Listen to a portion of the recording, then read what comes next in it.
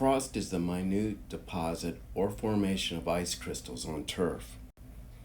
Regardless of turfgrass species or management practices, frost can occur from fall through spring on home lawns, or golf courses, or athletic fields, or basically any turfgrass situation.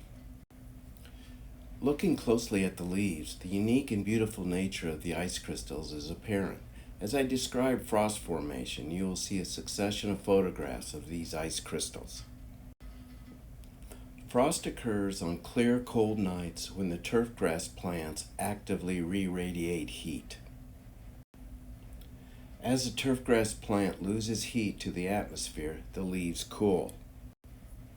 If the plant temperature is cooler than the air temperature, then moisture from the atmosphere will condense on the leaf. Now, if the leaf temperature drops below freezing, 32 degrees Fahrenheit or 10 degrees centigrade, the water freezes into small crystals known as frost on the leaf.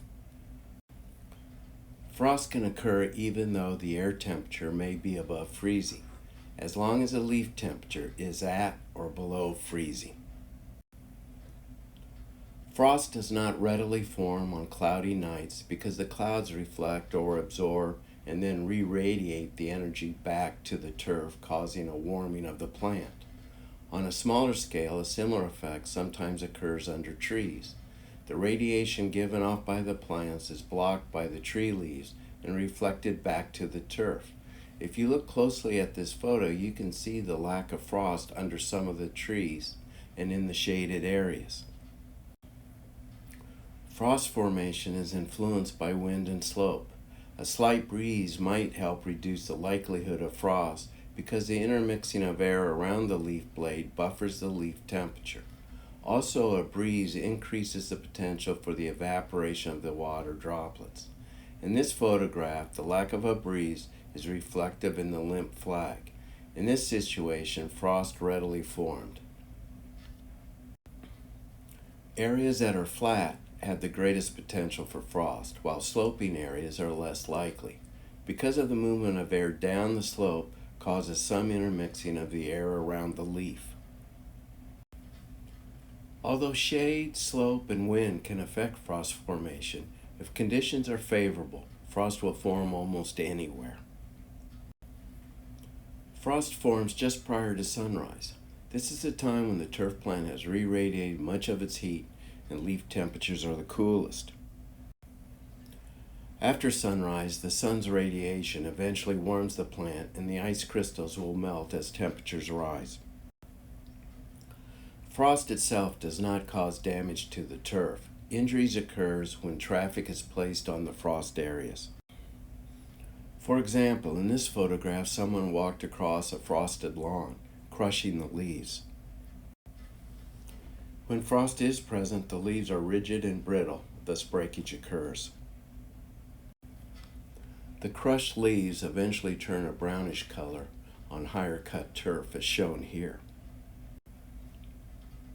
In this close-up, the straw-colored footprint was caused by the walking on this Kentucky bluegrass lawn when frost was present. Symptoms initially appear as dark blue to black color on shorter cut turf. On this putting green, the golfer's footprints are apparent, caused by the walking on the green when frost was still present. Although somewhat difficult to see, the bluish-black footprint is observable. Frost damage can occur from turf equipment.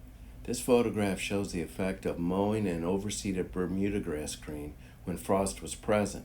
Notice the purplish color, which will turn a straw color depending on the severity. Most injury due to frost will recover upon new leaf growth, unless injury to the crown occurs. Although pressure may exist to open a golf course or allow athletes onto a practice field when they're frosted, wait until the frost is gone before you allow equipment or players on the turf. This will eliminate damage to the turf. And finally, for the formation of frost, moisture needs to condense on the leaf blade. This is a golf course in South Florida where a heavy frost occurred, which would rarely be predicted in this area. Why is the green frost-free compared to the surrounds? In some rare or special instances, the turf may be covered to prevent frost.